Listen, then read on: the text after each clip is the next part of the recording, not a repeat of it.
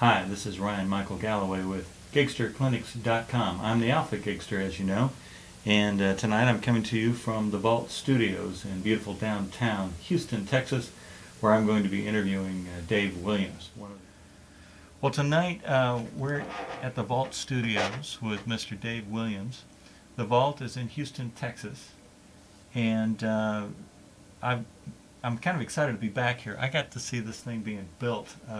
Gee, was it about a year ago? It's about a year, yeah. Just a little more than a year, yeah. When I came in here, none of this stuff was here, and nothing was rolling yet. They'd gotten kind of blown out of New Orleans. I don't know if you call it the Vault in New Orleans. Yeah, it was the Vault, in New yeah. Orleans. And that little storm that came along kind of screwed things up. So luckily they made it out with their lives and a few goodies. But I'm glad to see them up and running again here. And Dave has been around for a long, long time, and I'll let him. Well, I didn't. That was not a disparaging remark. What? A long, long time. No, I love it. Oh, I love it, man. Back to the days of Lincoln, man. But you and I are roughly the same age, so I can't give you too hard a time. I got you by about 35 years. No, I don't think you're in your 80s yet. No, that's right.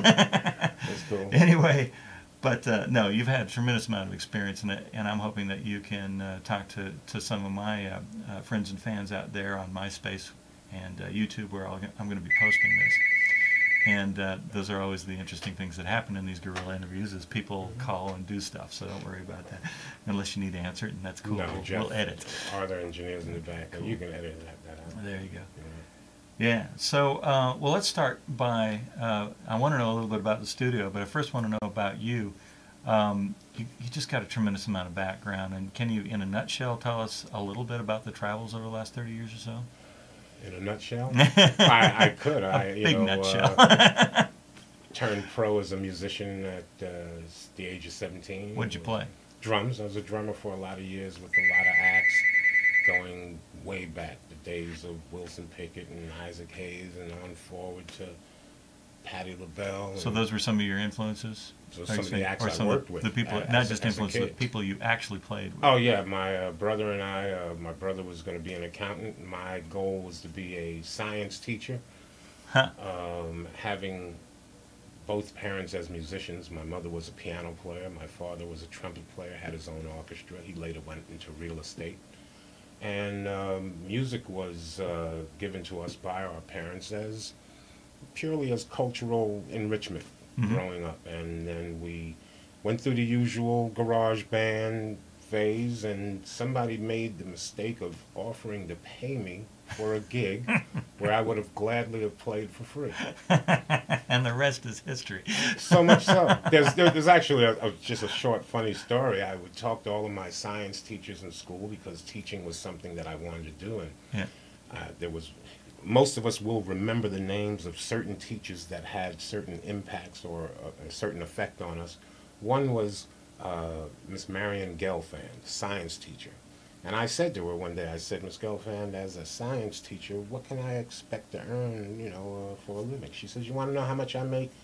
$209.15 every 2 weeks. You want to rethink your career choices? And I was already gigging in bands while I was in high school at night. We're from New York. We're gigging 4 or 5 nights a week. I'm making $300-400, and I'm not even out of high school yet. Right. You're already making more than your teachers. Yeah, and so. But hell of a science lab you got here now. Oh yeah, well, but it's all science. Even a lot of musicians don't even realize that music is math. And, I believe it. Art, science, and business, they all come together. And then I've worked with I played with a lot of rock bands as a drummer. The greatest band I ever worked with, it was years ago, a group called 10 Wheel Drive, and we were signed to, it was then Polydor Records. Greatest band that I ever worked with. I mean, it was just, I was challenged every day to excel. Work with some great musicians. And then I just stayed musical, worked with Hall & Oates for a lot of years, Patti LaBelle, the OJs for 1,000 years, Stephanie Mills. As a drummer, then later on my brother, who's an arranger, a piano player, we started producing a lot of talent in New York. And one thing led to the other, As you get older in the business, I had to keep reinventing myself. burnt out early on the road because I've been on the road since I was 17. By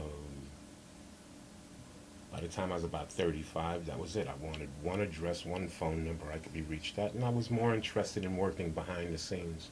Went out to Los Angeles for about 13, 14 years. That worked out well. Worked with a production supervisor with Capitol, MCA, Epic, a number of the labels. And How did you end up in New Orleans with a studio? I was getting married to probably the greatest woman on planet Earth. And she had lost her house in the Northridge earthquake in California. Mm-hmm. And she would not live in LA. So a lot of my clients were coming from the South. So a lot of them go? were coming out of New Orleans, Atlanta, whatever, and I wanted to be central, just Why not go to them? Yeah. So we went there for 3 years. It was actually a good experience. Not the amount of work that I've been accustomed to in LA, where I was typically working 60, 70, 80 hours a week in, week out, year in, year out. And but it was good from the musical standpoint. A lot of good raw talent, a lot of talent that just needed to find the way out of town.